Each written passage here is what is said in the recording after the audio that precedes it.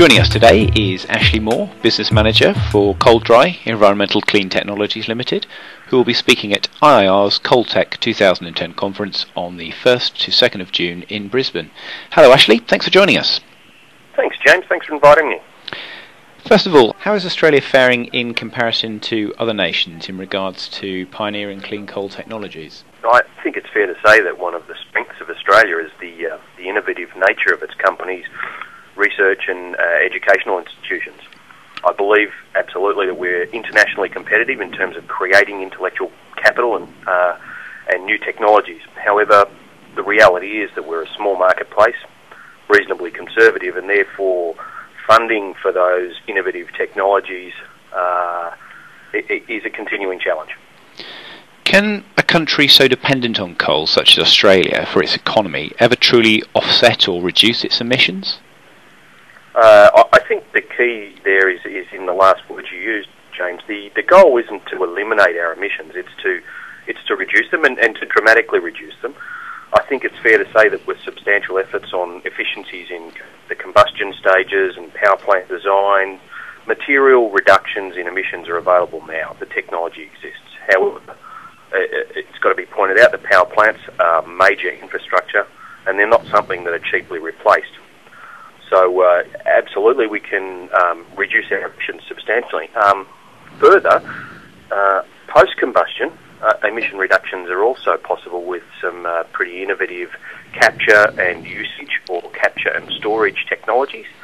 I think in balance, we certainly can materially reduce Australia's CO2 emissions. How does the process of dewatering of lignite work? It's a fairly simple process, and I say simple because simple is all best when you're implementing something new. It starts with a mechanical mastication or mixing step, which triggers a chemical reorganisation of the lignite. Lignite, you may know, is the less geologically mature but more chemically active version of the part of the spectrum. That chemical reorganisation involves a dehydroxylation or a polymerisation within the coal chemical, the coal molecules itself, which spits out water, both the chemically trapped water as well. When that polymerisation reaction progresses, it actually shrinks or collapses the structure, which also exudes then the physically trapped water. The process then moves on to a simple heat exchange driven evaporation of the surface moisture. The heat used there is a low-grade waste heat. We would typically install a coal-dry facility adjacent to a power plant and use their waste energy streams, such as the heat that comes from condensing the turbine steam. And so the heat that drives the evaporation steps in the coal-dry process is a waste energy stream, and therefore essentially at zero value. However, we do return to the power station a reduced water loss, which, as we know in Australia, also has significant value, given that power stations do consume large quantities of Australia's water resources.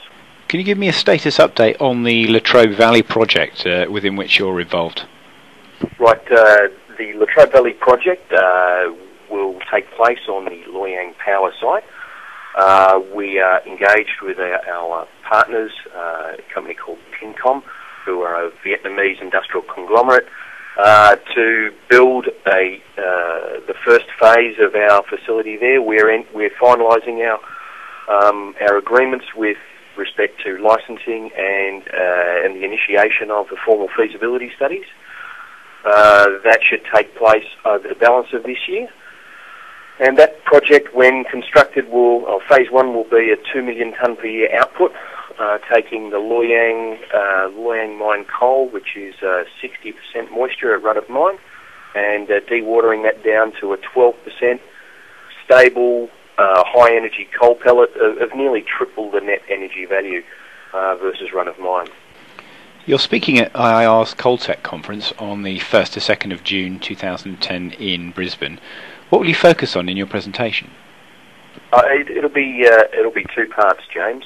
First of all, I'll be introducing ECT and our Coldry technology, and second of all, giving a substantial overview of the project which I just talked about, including the power station interconnections and net value to Australia, and all of the non-technical aspects of the project, which are also of great interest, I would imagine, to the audience at the conference. What do you hope that events like this will achieve for the industry? Well, number one, I think it goes back to your first point. It's about it's not a clean coal technology. There's no such thing, but it is a technology which can substantially reduce the CO2 impact of utilising brown coals, and it also substantially improves the energy available for Australian industry as well as global industry. So I'm intending to present this new option available for the globe at the conference, educating the audience, and hopefully developing more interest in my company, which might then result in further projects in Australia and overseas. Ashley Moore, thank you very much for your time today. Appreciate it, James. Thanks very much.